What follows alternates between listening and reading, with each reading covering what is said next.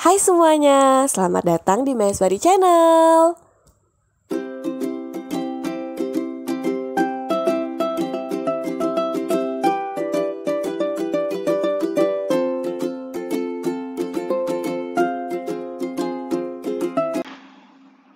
Assalamualaikum warahmatullahi wabarakatuh.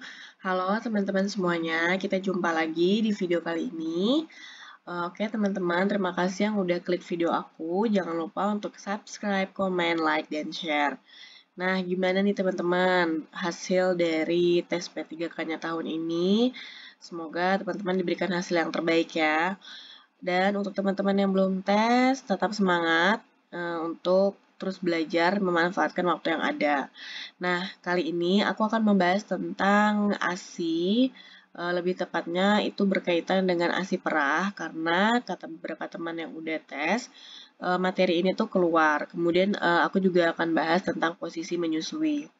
Nah, tanpa perlu berlama-lama, kita langsung aja masuk ke pembahasannya. Apa yang Anda ketahui tentang ASI?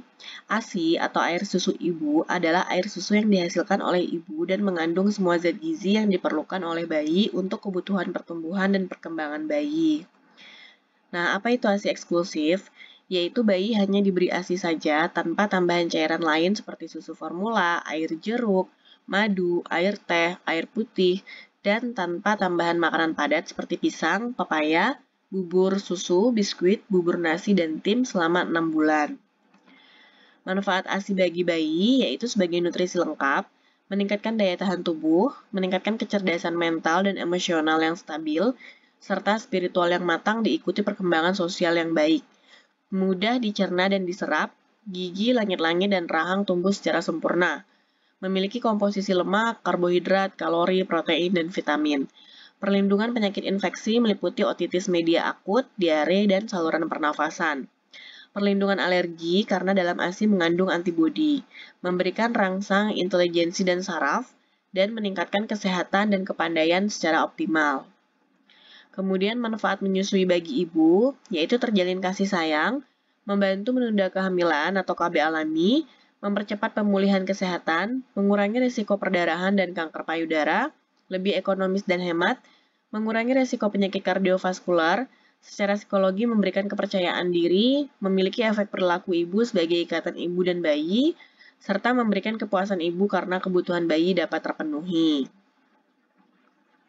Nah, kita langsung ke pembahasan ASI perah. Jadi, persiapan ASI perah untuk ibu bekerja, hal-hal yang dilakukan menjelang ibu bekerja tetap dilakukan secara rutin selama ibu sudah bekerja. Ditambah dengan yang pertama, berusaha saat pertama kali masuk kerja pada akhir pekan, sehingga hari kerja ibu pendek dan ibu dapat lebih menyesuaikan diri. Yang kedua, berusaha untuk tidak menumpuk pekerjaan. Yang ketiga, menyusui bayi di pagi hari sebelum berangkat kerja dan pada saat pulang kerja. Yang keempat, menyusui bayi lebih sering pada malam hari agar produksi ASI lebih lancar serta hubungan ibu bayi menjadi lebih dekat. Yang kelima, mempersiapkan persediaan ASI perah di dalam lemari es selama ibu bekerja. Dan yang terakhir, berusaha untuk tetap memerah ASI setiap 3 jam selama bekerja. Nah, teman-teman, katanya ada yang mendapatkan soal bagaimana cara pemberian ASI untuk ibu yang bekerja. Jadi, untuk pertanyaan seperti itu, teman-teman udah tahu ya sekarang.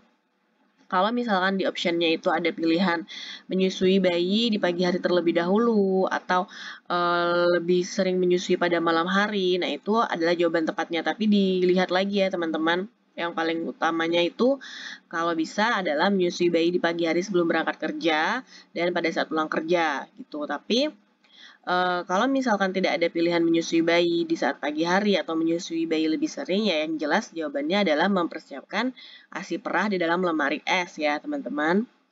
Oke, kita lanjut lagi. Untuk wadah penyimpanan ASI, wadah yang dianjurkan untuk menyimpan ASI adalah yang keras, terbuat dari kaca atau plastik keras sehingga dapat menyimpan ASI untuk jangka waktu yang lama. Kantong plastik khusus sebagai wadah penyimpanan ASI dapat dipergunakan untuk jangka pendek, yaitu kurang dari 72 jam. Selain itu, wadah penyimpanan ASI sebaiknya kedap udara. Untuk penyimpanan ASI perah sendiri, bisa dilihat dari ada perbedaan antara suhu ruangan, cooler bag atau ice pack, lemari es, dan freezer.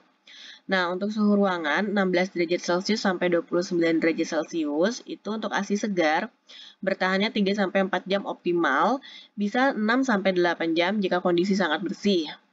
Nah, kemudian untuk ASI beku yang sudah dicairkan yaitu sampai 4 jam. Kalau ASI yang sudah dihangatkan harus segera diminumkan dan sisa minum kalau pada suhu ruangan itu adalah 1 jam. Jika masih sisa harus dibuang. Kemudian pada cooler bag atau ice pack suhu 4 derajat Celcius sampai 15 derajat Celcius, untuk ASI segar itu bertahan 24 jam. ASI beku yang sudah dicairkan tidak disarankan, ASI yang sudah dihangatkan juga tidak disarankan, dan sisa minum harus dibuang. Untuk lemari es, 0 derajat Celcius sampai 4 derajat Celcius, ASI segar itu 3 hari optimal, 8 hari jika kondisi sangat bersih. Nah, untuk ASI beku yang sudah dicairkan, 24 jam bertahan, lebih dari itu tidak diketahui keamanannya. Kalau ASI yang sudah dihangatkan, yaitu 4 jam saja, dan sisa minumnya itu dibuang. Untuk freezer, lemari es 1 pintu dengan suhu minus 15 derajat Celcius, untuk ASI segar bertahan 2 minggu. Kemudian lemari es 2 pintu minus 18 derajat Celcius, itu untuk ASI segar 3 bulan optimal, dan 6 bulan masih dapat diterima ya, jadi kayak 3-6 bulan. Kemudian kalau freezer tunggal, 6 bulan optimal, 12 bulan dapat diterima, artinya 6-12 bulanan. Nah, untuk ASI beku yang sudah dicairkan, untuk freezer itu tidak boleh dibekukan. Kemudian, ASI yang sudah dihangatkan tidak boleh dibekukan, dan sisa minum harus dibuang. Oke, teman-teman bisa screenshot ini, karena ini katanya juga ada keluar ya, teman-teman, untuk penyimpanan ASI perah. Nah, kemudian cara memberikan ASI perah, yaitu hangatkan ASI perah dengan air hangat. Jika ASI perah beku, masukkan ke kulkas bagian bawah setidaknya 12-24 jam sebelum digunakan. Jadi, hindari meletakkan ASI perah dari freezer langsung ke suhu ruangan. Jadi, kayak misalkan mau dipakai, nah paling enggak ASI perah yang udah kita siapkan itu harus kita letakkan dulu di kulkas yang bagian bawah 12-24 jam sebelum digunakan. Jadi, nggak boleh langsung kita keluarkan. Nah, ASI perah yang sudah dikeluarkan jangan dimasukkan ke dalam freezer lagi. Kemudian gunakan sendok, gelas, atau pipet untuk memberikan ASI perah. Hindari dot karena dapat menyebabkan bingung puting. Nah, jangan panaskan ASI perah dengan microwave, kompor, dan air mendidih. Jadi kayak dihangatkan dulu di satu wadah gitu ya teman-teman. Oke, sekarang kita bahas tentang posisi menyusui. Nah, yang pertama ada cross cradle. Posisi ini bagus digunakan bila ibu baru belajar menyusui, kemudian ukuran bayi kecil atau bayi baru lahir. Nah, sebagai contoh, bayi akan disusui pada payudara kiri. Posisikan kepala bayi pada payudara kiri dengan tangan kanan menopang tubuh bayi dan leher bayi. Tangan kiri memegang payudara, sambil sering memijatnya ke arah puting agar ASI lebih mengalir dengan baik. Nah, ini adalah posisinya, gambarnya ya, teman-teman. Kemudian ada cradle, yaitu posisi ini termasuk dalam kriteria posisi menyusui klasik, karena sebagian besar ibu baru akan melakukan posisi menyusui ini. Contohnya, bayi akan disusui pada payudara kiri. Pada posisi ini, tangan kiri menopang seluruh tubuh bayi, kemudian sedangkan tangan kanan ibu dapat menopang bagian pantat dan kaki bayi. Posisi ini digunakan bila ibu sudah terbiasa menyusui dengan baik.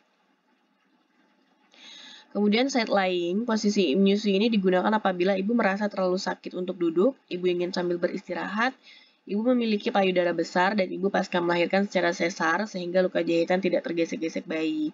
Jadi side lying ini kayak miring ya posisinya teman-teman. Kemudian ada football hold, posisi menyusui ini digunakan bila sesuai untuk ibu yang baru belajar menyusui, bila ukuran bayi kecil, bila ukuran payudara besar, bila puting sakit, bila puting datar, dan cocok untuk ibu yang melahirkan secara sesar. Contoh, bayi akan disusui pada payudara kiri, maka posisikan kaki bayi di samping kiri pinggang kita dan kepalanya pada payudara kiri. Gunakan tangan kiri untuk menopang tubuh dan leher bayi, dan tangan kanan dapat memijat payudara agar aliran lancar. Kemudian light back position, posisi yang umumnya dilakukan untuk menyusui bayi baru lahir. Ini adalah cara menyusui yang bagus untuk bersantai, karena bisa meluruskan kaki, apalagi caranya juga cukup mudah.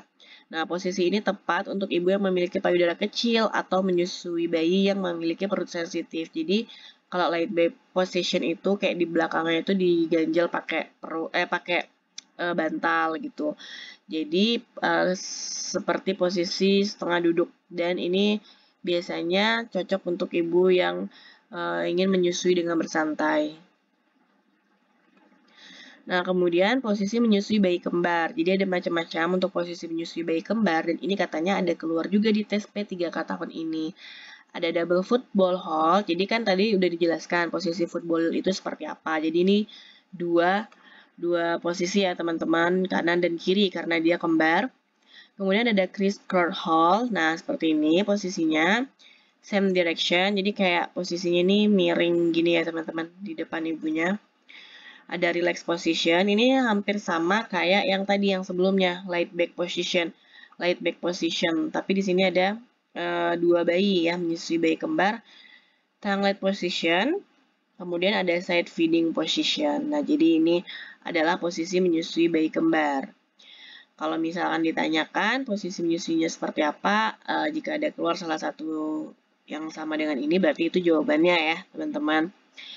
Oke. Itu tadi pembahasan tentang ASI perah, kemudian posisi menyusui. Semoga apa yang aku jelaskan ini bermanfaat untuk teman-teman semuanya, dan terima kasih untuk teman-teman yang udah nonton video aku sampai akhir. Kita jumpa lagi di video selanjutnya. Assalamualaikum warahmatullahi wabarakatuh.